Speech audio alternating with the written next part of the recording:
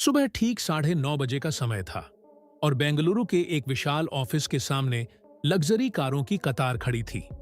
कारों के दरवाजे खुलते ही लोग उतरते थे, जिनके कपड़ों में सूट, टाई और चमकते जूते थे। हर किसी के चेहरे पर तेजी से आगे बढ़ने और सफल होने की तीव्र इच्छा साफ दिख रही थी। उसी भीड़ में एक युवक बहुत शांत कदमों से चलकर ऑफिस के मुख्य गेट की ओर बढ़ रहा था। उसके कंधे पर एक पुराना बैग लटका था। कपड़े हल्के से सिकुड़े हुए थे और जूते इतने घिसे हुए कि लगता था कई सालों से चलते आ रहा है। उसका नाम था राहुल। कोई भी उसकी ओर ध्यान नहीं देता था, क्योंकि सबकी नजर में वह एक साधारण कर्मचारी था। लेकिन असल में राहुल साधारण नहीं था। वह उस कंपनी का असली वारिस और भविष्य का मालिक था। विदेश में पढ़ाई पूरी करके वह हाल ही में भारत लौटा था और एक बड़ी कंपनी में इंटर्नशिप भी कर चुका था। लेकिन उसने अपनी पहचान छिपाने का फैसला किया ताकि यह जान सके कि अगर उसे कंपनी की जिम्मेदारी लेनी है तो सबसे पहले उसकी टीम कैसी है, कौन ईमानदार है, कौन चापलूसी करता है और कौन अपने पद के अहंकार में मानवता भूल गया है। इसी उद्देश्य से उसने एक साफ सफाई कर्मचारी का भेष धारण किया। हाथ में झाड़ू लेकर कमर झुकाए वह ऑफिस के अंदर प्रवेश कर गया। गेट पार करते ही उसे तेज कदमों की आवाज सुनाई दी। एक महिला हाई हील्स पहने उसकी ओर तेजी से बढ़ रही थी। उसका नाम था प्रीति और वह कंपनी की असिस्टेंट मैनेजर थी।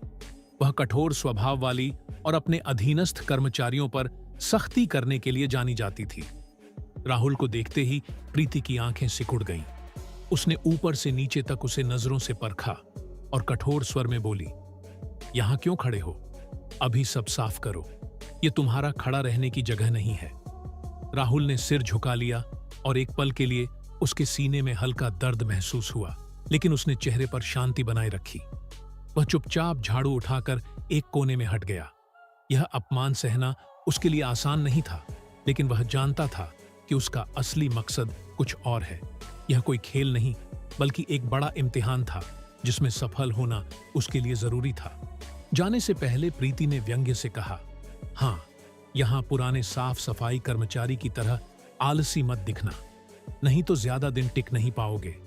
उसकी बात सुनकर आसपास के कुछ कर्मचारी मुस्कुरा उठे।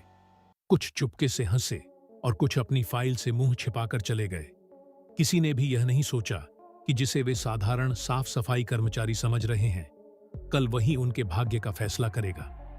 राहुल ने झाड़ू से फर्श पर एक निशान बनाया और मन ही मन प्रतिज्ञा की कि वह सब कुछ देखेगा, सब कुछ सहन करेगा और सही समय पर सच्चाई सबके सामने लाएगा। खाने के समय का माहौल रोज की तरह हलचल से भरा था। कुछ कर्मचारी जोर जोर से हंस रहे थे, कुछ हाथ में कॉफी का मग लेकर गपशप कर रहे थे। राहुल चुपचाप झाड़ू लेकर एक कोने में सफाई के काम में जुटा था। उसकी आंखें फर्श पर थीं, लेकिन कान हर बात सुन रहे थे। अचानक एक महिला जोर से हंसकर इशारा करके बोली, "अरे देखो, नया साफ सफाई कर्मचारी एकदम देहाती लग रहा है।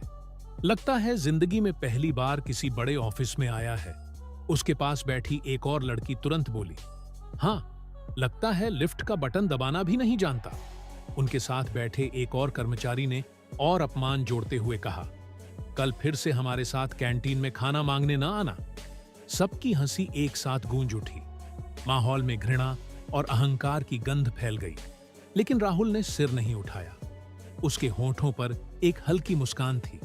वह मन ही मन सबके चेहरे याद कर रहा था। वह जानता था कि ऐसे पल ही असली परीक्षा है, जहां इंसान का चरित्र समझ में आता है।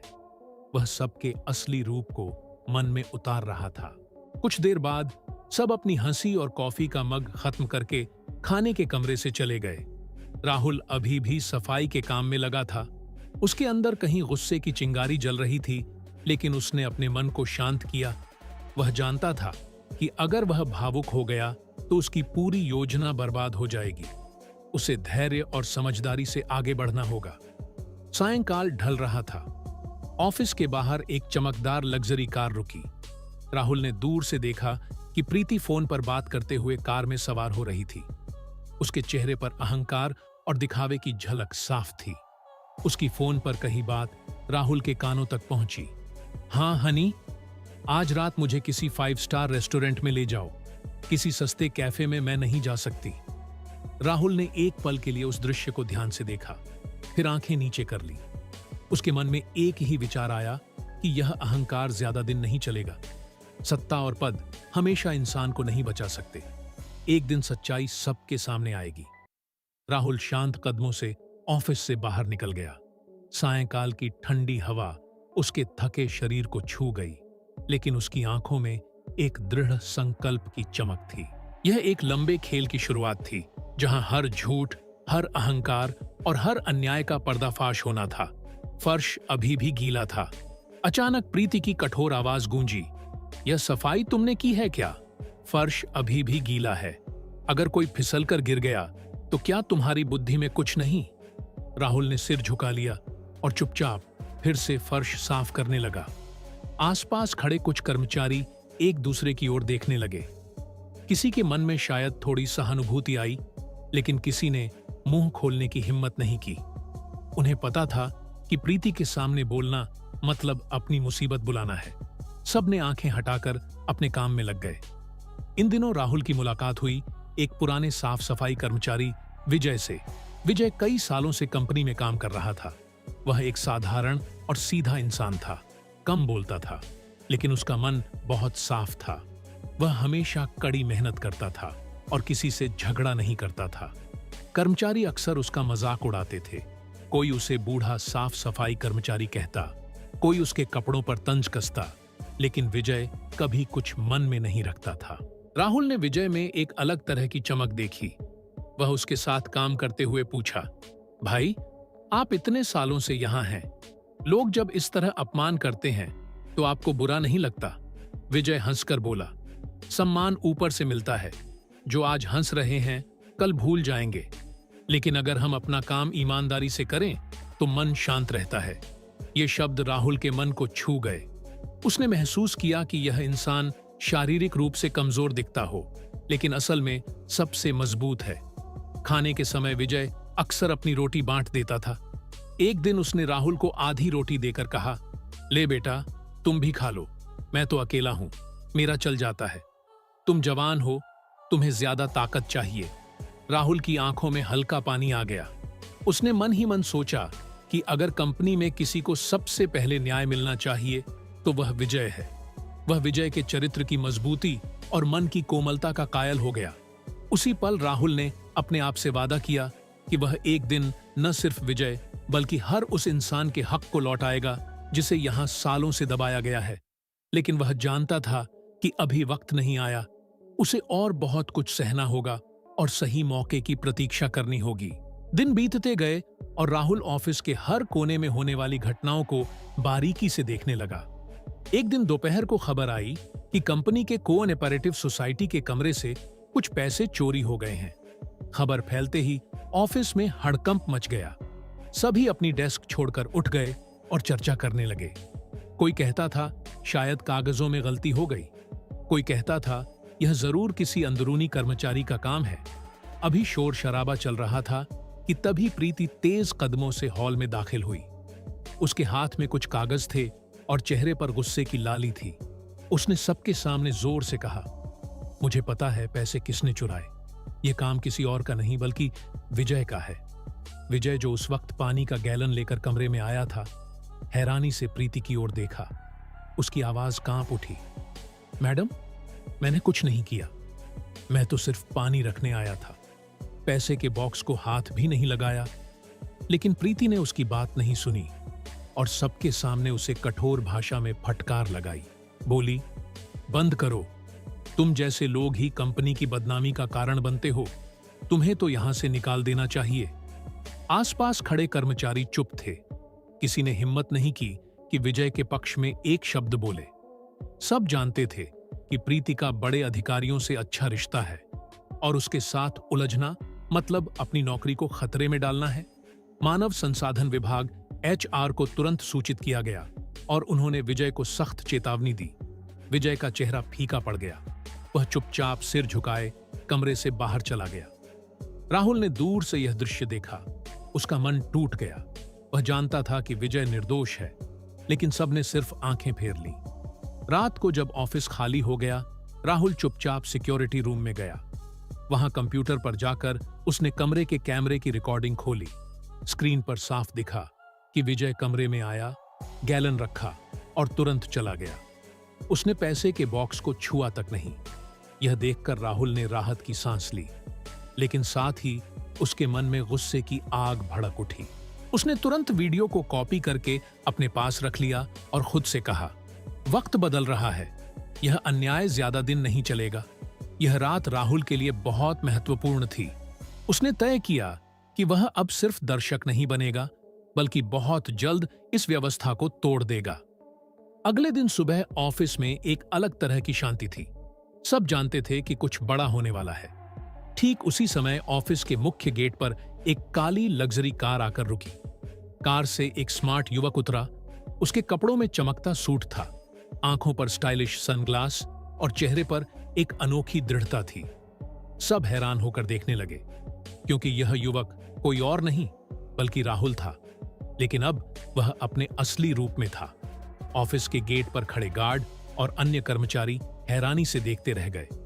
उनकी आंखें चौड़ी हो गईं, क्योंकि यह वही युवक था जिसे वे कुछ दिन पहले साधारण साफ सफाई कर्मचारी समझ रहे थे। राहुल शांत कदमों से अंदर गया। उसके साथ उसका पर्सनल असिस्टेंट भी था, जो हाथ में एक फाइल लिए तेजी से उसके पीछे चल रहा था। वे दोनों मीटिंग हॉल की ओर बढ़ गए। वह हॉल जहां कंपनी की सभी बड़ी मीटिंग होती थी, और आज वहां सबके लिए एक खास मीटिंग बुलाई गई थी। मीटिंग हॉल में सब एक एक करके दाखिल होने लगे।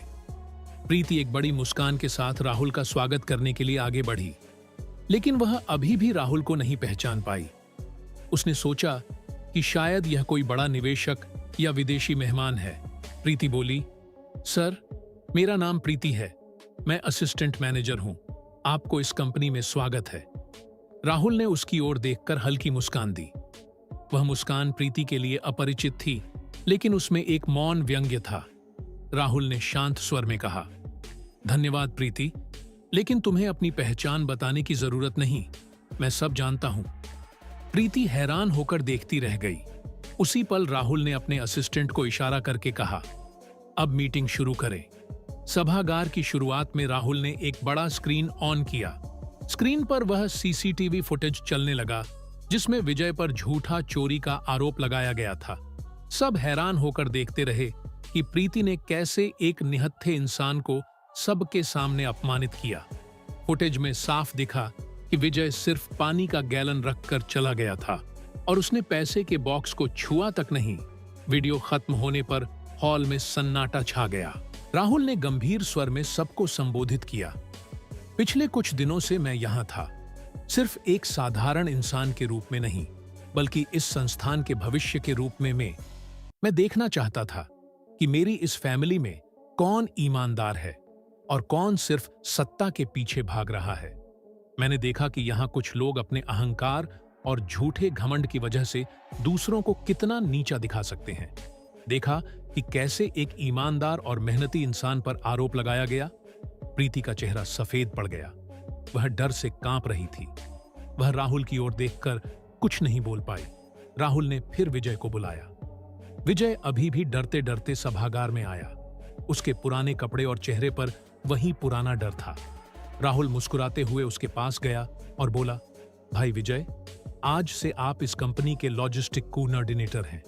यह आपकी ईमानदारी और मेहनत का इनाम है। आप एक सच्चे इंसान हैं। मैं आपको सम्मान देता हूं। विजय की आंखों में आंसू आ गए। उसके चेहरे पर खुशी और कृतज्ञता का भाव था। उसने राहुल को धन्यवाद दिया और चुपचाप रोने लगा। इसके बाद राहुल ने सबकी ओर देखकर कहा, जिनमें मानवता और ईमानदारी की कमी है, उनके लिए इस कंपनी में कोई जगह नहीं होगी। इसके परिणाम स्वरूप प्रीति को कंपनी से निकाल दिया गया। राहुल ने बाद में प्रीति से निजी तौर पर मिलकर कहा, जिंदगी यहीं खत्म नहीं होती, तुम्हें अभी भी बदलने का मौका है। अहंकार अस्थायी सम्मान देता है, लेकिन आखिर में सब कुछ छीन लेता है। फिर एक कार्ड देकर बोला, हमारे पास एक ट्रेनिंग प्रोग्राम है, अगर चाहो तो उसमें शामिल हो सकती हो, वहां से नई शुरुआत कर सकती हो। प्रीति तब समझ गई कि उसने क्या गलती की। उसकी आंखों में आंसू आ गए। उसने सिर झुकाकर राहुल को धन्यवाद दिया और चली गई।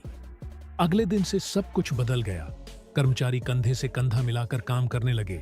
उन्होंने समझ लिया कि इंसान की असली पहचान उसके पद, पैसे या कपड़ों से नहीं, बल्कि उसके चरित्र और मानवता से होती है। कभी किसी को छोटा मत समझो, क्योंकि कौन जाने किसके पास क्या छिपी प्रतिभा या पहचान है। अगर कहानी पसंद आई हो तो हमारे चैनल को सब्सक्राइब करना न भूलें। अगले वीडियो में मिलते हैं।